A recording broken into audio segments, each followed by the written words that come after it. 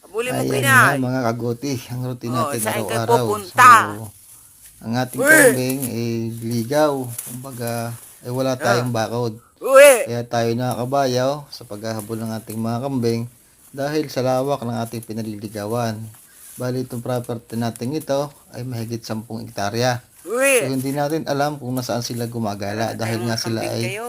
naka Ah, free range lang, wala silang bakod. yan Kumbaga ka. paglabas nila ng bahay nila sa umaga, eh bahala na sila kung saan sila pumupunta. Tapos sa hapon, hinahanap lang natin sila.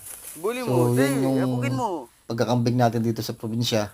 So kaya nakakabayo tayo sa paghahanap. Biruin mo naman, nasa 10 hektarya yung iikutin, ay mapagod din naman kung ikay lakad lamang. Yun lamang po mga goti, At bakit maraming naman salamat. nandito yung bakang yan? Ay napakatanga talaga ng nag-uula dito. Alam na may